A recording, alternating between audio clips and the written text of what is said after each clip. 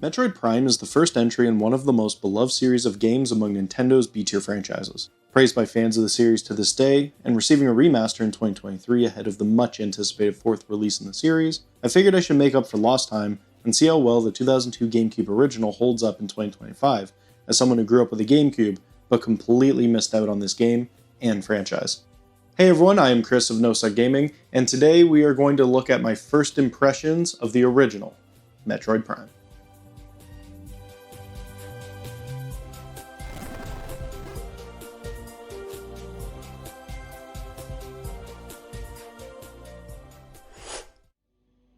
It's November 18th, 2002, and the first ever 3D Metroid title was released in North America. Unlike a lot of other major Nintendo IPs at the time, such as Zelda, Mario, Donkey Kong, and Kirby, Metroid had avoided the jump to 3D during the N64 era, and instead went on an 8-year hiatus between games, before finally beginning its 3D journey on the GameCube. Back in 2002, I would have been a bit too young to be fully indulged in gaming yet, and most of my experiences up to that point were playing Pokemon Blue on my Game Boy Advance. Once my brother and I got our hands on the GameCube, we would only get the odd game here or there for Christmas or our birthdays, so the games that I had access to at the time Metroid Prime came out were more along the lines of Mario Sunshine, Sonic Adventure 2, and Super Smash Bros. Melee. I was quite young at the time, so I wasn't super interested in the darker, more action-intensive gameplay that Metroid Prime had to offer. Evidently, the release of Metroid Prime came and went, and it wasn't until much later, when the GameCube era had passed, that I actually got my hands on a copy. Now, with the anticipated release of Metroid Prime 4 on the Switch 2, I decided that it was time to go back and make my way through such an important franchise so that I could fully enjoy and become immersed in Metroid Prime 4 upon its release. For the purposes of this video, even though I do have access to the Switch remaster version, which I've heard is fantastic, I decided that I wanted to go back and play the original GameCube version of the game and see exactly what I missed over 2 decades ago.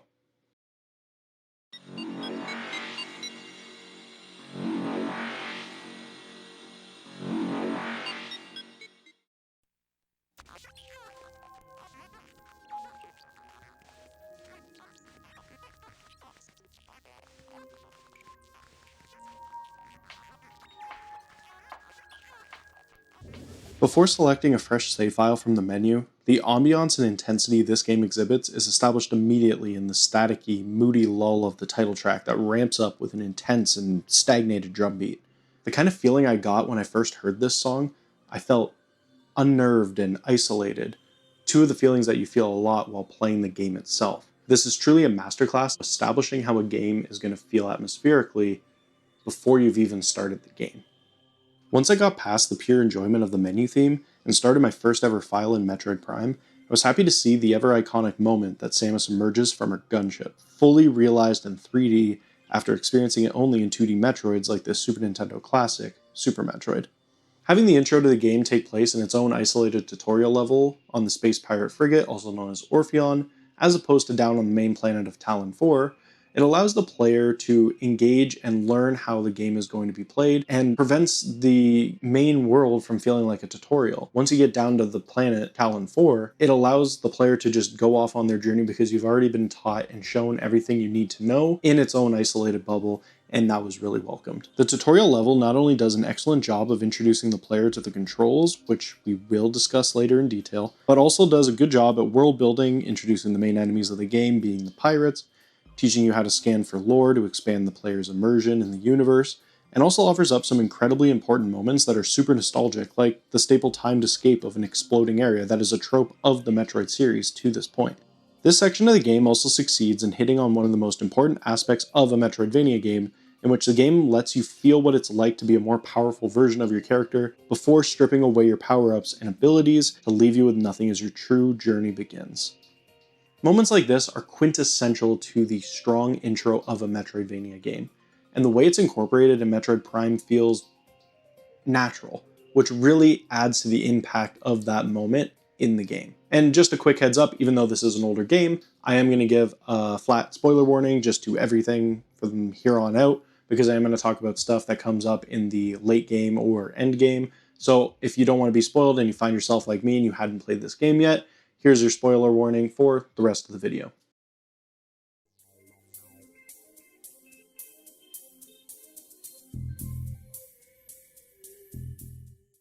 Starting off, let's talk about the world of Tallon IV. split up into 6 distinct areas, including the overworld, that will take you from the abandoned Chozo ruins to the fiery depths of the Magmor caverns, contrasting that with the frigid Phendrana drifts and the pirate stronghold that is the Phazon Mines, before you ultimately end up in the Impact Crater at the end of the game. The areas in Metroid Prime offer up a nice variety that help the player establish their bearings, especially when it comes to backtracking. While not always seamless in the transition between sections due to the use of a sharp transition in the form of an elevator, the world is built out in such a way that it provides the player with the ability to get lost in the feeling of being somewhere new and helps change up the intensity and mood an area radiates as you get deeper into the game. The feeling of progress and familiarity are very essential to me in this style of game, and Metroid Prime delivered on both of these. This is my first time playing a true 3D Metroidvania game. As a massive fan of the Castlevania series of 2D games on PlayStation and Game Boy Advance, jumping into Metroid Prime, I was nervous about the 3D environments potentially taking away aspects of the 2D Castlevania games that made me love the Metroidvania genre so much. Often, in 2D Metroidvania games, you enter a new room, but it's blocked and you can't progress, so you just turn around and go back the way you came. In Metroid Prime, however, you'll have rooms like that, but due to the 3D environments, I still felt the need to explore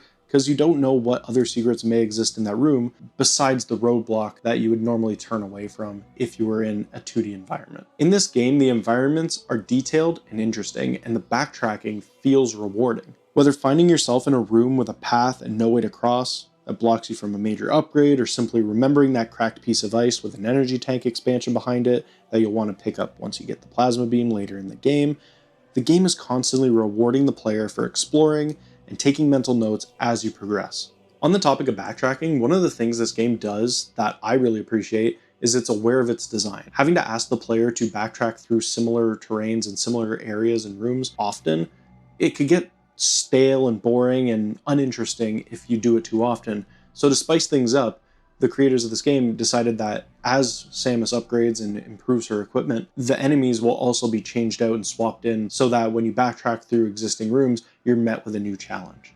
This keeps the gameplay fresh while not requiring expanding upon the levels that are already in place. I feel that this game offers the perfect balance between old school difficulty and providing all the tools to come up with solutions in-game for the player. This game is difficult. Now, this might just be me struggling on my first playthrough of the game, and as I play through the rest of the series, I might not experience this issue as much, but I found myself listening to the jarring game over screen over and over and over again, especially in the back half of this game.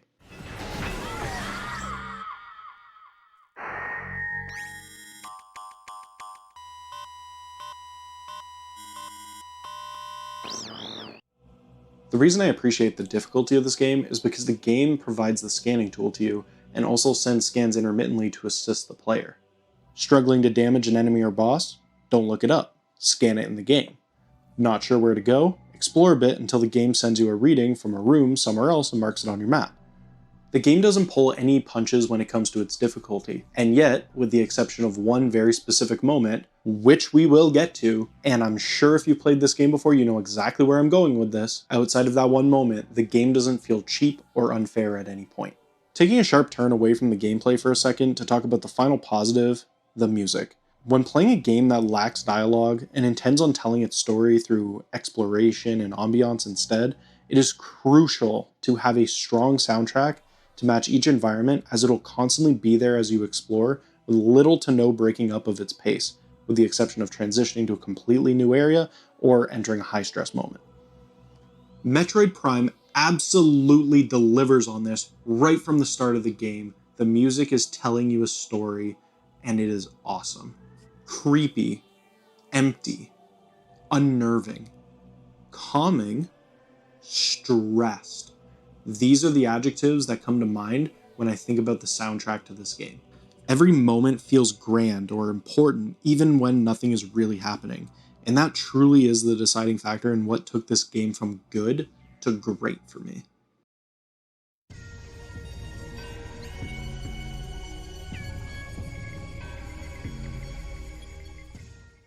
Unfortunately, this game, like many other classic games, suffers from some flaws. And now, this is just my opinion, this is an incredible game. But there are moments in this game that frustrated me, and I want to talk about them. So if you disagree with the things that I'm about to say about this game, it's completely understandable. This might just be exclusive to me and what I experienced during my playthrough. The biggest gripe I had when playing this game was the controls. Now, for some context, this is the first game I have played that is built with platforming in mind that also uses tank controls. I've played through and beaten games like GoldenEye or Perfect Dark on the N64 or God Hand on the PS2, but never a series that featured the tank controls and platforming, especially heavy platforming like this game offers at times. This could be the perfect example of the phrase "get good" being legitimate. This is my first playthrough of the game, and as I progress through the rest of the series, I'm sure it's possible that I get more used to the tank controls and platforming as a combination, and it won't be as much of an issue moving forward. But seeing as this was my first playthrough, this is the experience I had. It was frustrating. Early on, it felt like a majority of my deaths were at the hands of not being able to aim at an enemy while trying to maneuver, or falling while trying to run past a group of enemies during a backtracking section. All of these deaths bothered me because it wasn't a situation where I didn't understand how to proceed, but instead was failing to execute the correct movements despite them being obvious and likely easier to perform in a game with a different control scheme. Issues with Samus feeling stiff when positioning yourself in a direction, or misclicking while trying to switch beams or visors once multiple are unlocked led to more moments of discontent than I would hope for in a game that was this fun and exciting. Controls are one of the major sticking points with me when it comes to enjoying a game. The most beautiful games with incredible stories and soundtracks are worthless to me if I'm frustrated trying to navigate around it. Now, while I did have some major moments of frustration directly caused by the controls of this game, it never crossed that threshold of me wanting to set the game down and never return to it. So while it was bad and frustrating, it wasn't a deal breaker. Noticing that my movement was able to improve as I progressed definitely softened my feelings on this as the game went along, and it is why I believe that while the controls are not great, I wouldn't be prevented from wanting to return to this game again someday because of it. And while I sang the praises of this world and its environments earlier in the video, I wanted to point out one thing that came up every now and then that would make me lose all my momentum. There are dark and moody areas that make you feel scared and on edge, and then there are moments like these where the room becomes so dark I fumble around like an idiot for a bit before I find my bearings again. Now, this is nothing major, just something that happened to me way too many times for me not to include it in this video, something that's more along the lines of silly than it is a detriment to my experience playing the game. But like seriously, turn a light on. It's so dark in this game at times. The final and most frustrating thing in this game, in my opinion, it's not the mechanics. It is not the difficulty. It's not the control of Samus. It's not the random bits of darkness. It is something that, had there not been an easy solution to the problem, I may have never finished this game. I teased it earlier as something you might recognize if you've played this game before. Someone explained to me why they put the cloaked Phantom where they did. There are times when a great game has that one boss fight or platforming section that is so frustratingly bad, it makes you not want to revisit that game. When you start your journey through the Phazon Mines, after the save point in the first room, you will traverse what feels like half the area before finally reaching the next one. I did not look up health expansion locations as I wanted to play through and experience this game 100% blind, but by the time I made it to the mines, I had found a lot of upgrades and felt comfortable with the amount of health I had. Yet, after about 25 to 30 minutes of gameplay down in the mines where the difficulty has ramped up, I found myself on the brink of death and nowhere to save and heal. This is an old school game. You leave a room and re-enter, the enemies will respawn. You want to save before a potentially difficult section so you don't lose a bunch of progress? Too bad. Find a save room. Problem is, you can't backtrack to an already known save room, so you have to progress forward. This section of the game made me feel like I was losing my mind. And it is the first game in a long time to get me physically to react out of anger and frustration. And I know I'm not alone in this because I had to look it up, and I quickly saw that many others were asking the same questions I was. What the fuck do I do? Did I miss a save point? Why is this the only enemy in the game that you can't scan to figure out how to beat it? Why is the enemy mostly invisible? Why put this enemy right next to the room where the first save is in 30 minutes of gameplay, but you have to defeat it before you can use the save room, and then you arrive to this fight completely blind because the enemy doesn't exist anywhere else in the game, and yet you come in with almost no health left because it's all been depleted from 30 minutes of trudging through the mines, and yet, oh well, you can't scan it. Too bad. Enjoy redoing the entirety of the Phazon mines up to this point. Why? Thankfully, if you save some missiles, you can just charge up the wide beam and dismantle it in a few seconds. But you wouldn't know that, unless that was the first thing you tried. And if that's the first thing you tried, then good for you, I guess. I didn't. If that quick kill was not a thing, I would likely never play this game again. Legitimately. I tried 3 separate times and died, wasting a combined almost 2 hours of gameplay before I finally caved and looked up the solution. It wouldn't even be that bad if this enemy just appeared a few rooms after a save point, allowing you to fail over and over again without wasting your damn time. I can appreciate the mystique around an enemy that you don't have the ability to scan because it's invisible and it's this big mystery, but put it after a save room. Put it a little bit after a save room, or make it so that you can heal before you fight this thing because it's 30 minutes into the mines. Okay, and let's say you're a better gamer than me. You still have to get through half the mines before you can fight this thing. It's not like you're set up for success, but nope, you have to whittle your health down over 30 minutes of gameplay in the mines, only for you to get jump scared by the cloaked frickin' phantom. And it's truly just the most mystifying decision I've seen in a Nintendo game like ever. I don't get it. I don't know why they did this. It's stupid, and I hate it. And with that, we get to go back to enjoying ourselves. Trudging through the rest of the mines, getting some more upgrades, some more beams, taking down the Omega Pirate, and finally proceeding to the endgame.